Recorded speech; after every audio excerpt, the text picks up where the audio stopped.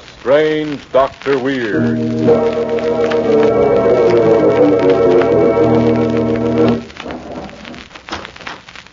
Good evening. Come in, won't you? Why, what's the matter? You seem a bit nervous. Perhaps it would help calm you if I told you a story that I just heard. A strange story about a raven, black as sin, that could talk like a man. I call my story The Dark Wings of Death.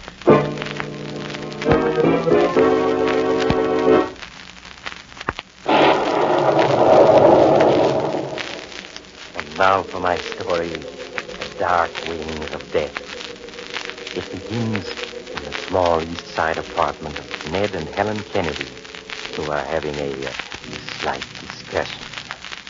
Ned, I tell you, if your Uncle Simon won't lend you the money, you'll have to kill him and take it, do you hear? But look, Helen, if we just wait a little longer, he's so old and feeble, he may die any day now. We can't wait. That shortage in your accounts will be discovered by next week. We've talked this all over before. Why are you hesitating now? You're afraid? No, it's not that. It's that pet raven of Uncle's. It makes me so uneasy. His raven. So that's it. You're afraid of a bird. Now, wait a minute, Helen. That raven isn't an ordinary bird. The way it watches me with those red eyes and the way it screeches whenever I'm in the room. Well, it almost acts as if it knew I was thinking of killing Uncle Simon. All right, Ned, go to prison then. No. I'll do it if I have to. I'm going to try to borrow the money from him first. You can try, but you won't get it. Now, you'd better get over to that horrible old tenement he lives in with his supper. After he's eaten it and fallen asleep, remember just how he planned everything. Turn on the gas heater, unlight it, so it'll look as if it had been blown out and he died in his sleep.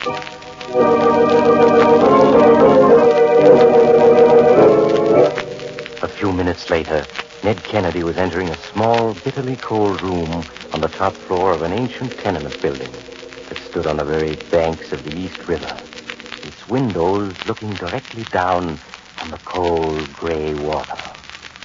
In a bed against the wall, a white-haired old man lay, his face lighting up with malicious amusement as Ned entered.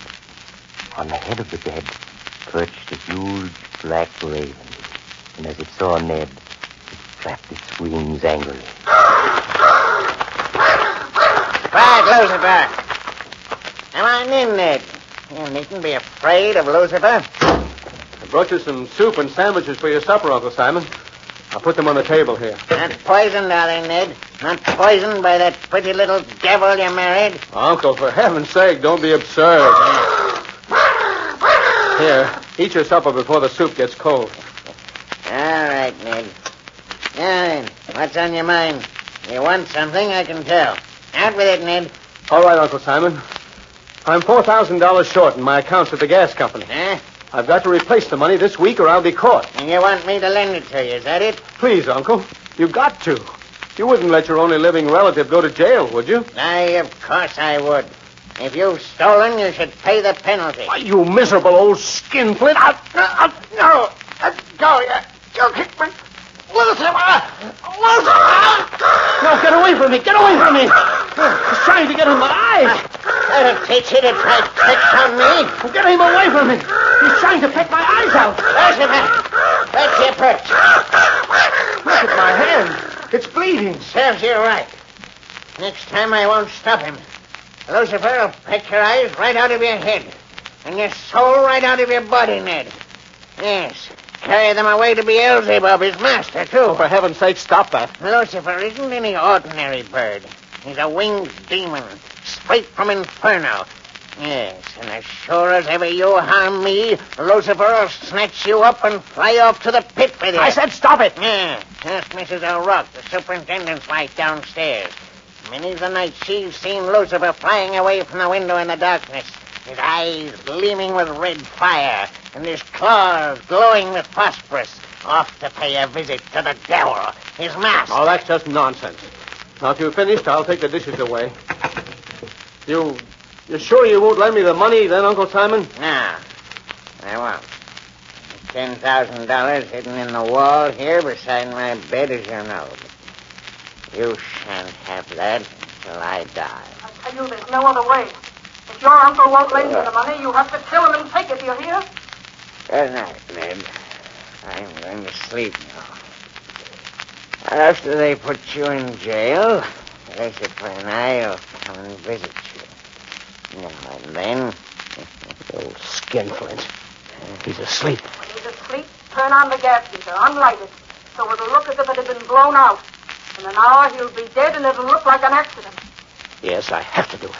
I have to do it.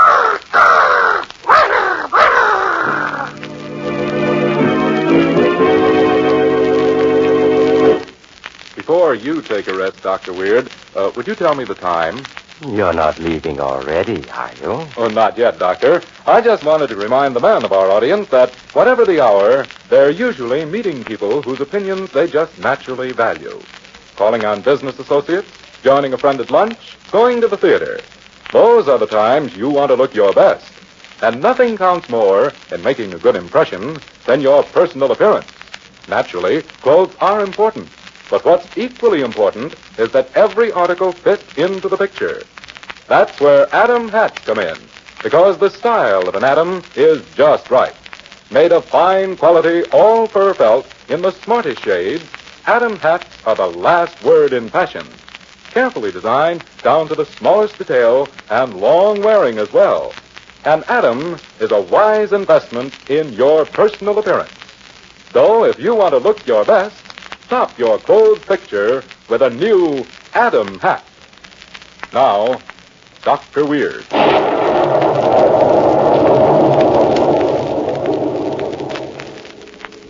And now to continue my story, The Dark Wings of Death. After leaving the gas heater turned on full and unlighted in his uncle's tiny room, Ned had just reached home. Helen! Helen! Ned, you did it, didn't you? I can tell by your face. Yes, I had to. He absolutely refused to lend me the money. I told you he would. You got it anyway, didn't you? Where is it? Let me see it. Why, I haven't got it yet. You haven't? Why not? Well, I couldn't get it until he was dead, of course. Till the room was filled with gas and he's breathed it for a while. Oh, yes, of course. But I said it'd be easy, and it was, wasn't it? Yes. Except for the raven. It attacked me. Look at my hand. Just a scratch. Don't tell me you're still worried about that bird. Well, suppose it attacks me again when I go back for the money. Forget it. The raven will be dead, too. The gas will kill it. Oh, yes, of course. In any case, I'm going back with you. I'll wait until midnight. He's sure to be dead by then. Oh, and another thing. The room will be full of gas. We'll have to wear masks of some kind. Masks? Why, I hadn't thought of that. Well, I did. As auditor, you have keys to the gas company office. We'll go down now and get 2 of the masks the workmen use when they're repairing leaks in the mains. In the morning, you can replace them and no one will ever know.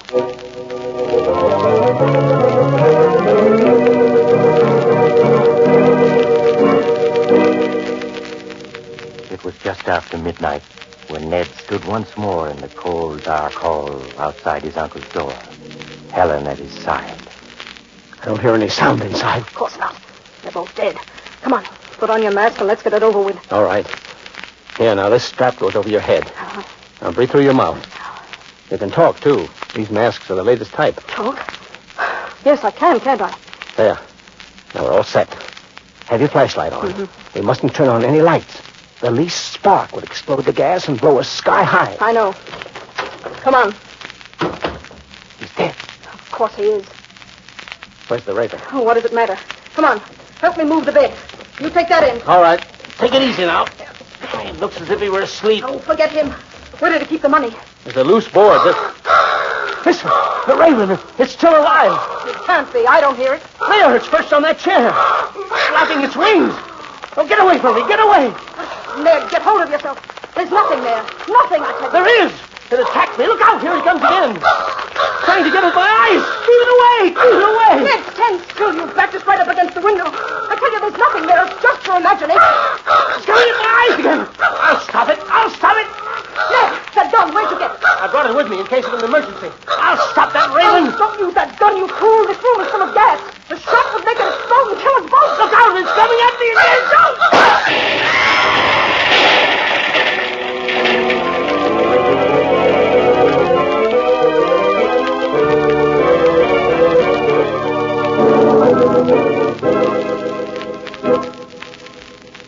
A short time later, Mrs. O'Rourke, wife of the superintendent, was telling the police a strange story. Just at midnight it was, officer. And I'm standing at the window when up above there's an explosion, fair to wake the dead. And outside me window I see a great flash of light. And what else do you suppose? You've already told us, Mrs. O'Rourke. You saw a man and a woman blown clear out through the window and into the river down there. Blown out nothing. They was flying through the air, holding on to each other. And that raven had his claws in the man's hair and was flying away with them. His eyes blazing fire as he took them off to the devil, his master. Now, Mrs. O'Rourke, you're letting your imagination run away with you. I know what I saw.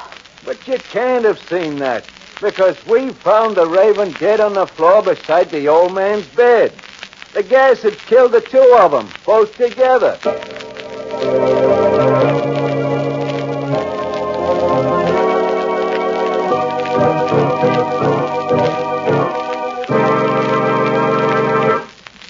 Strange about Ned and Helen, wasn't it?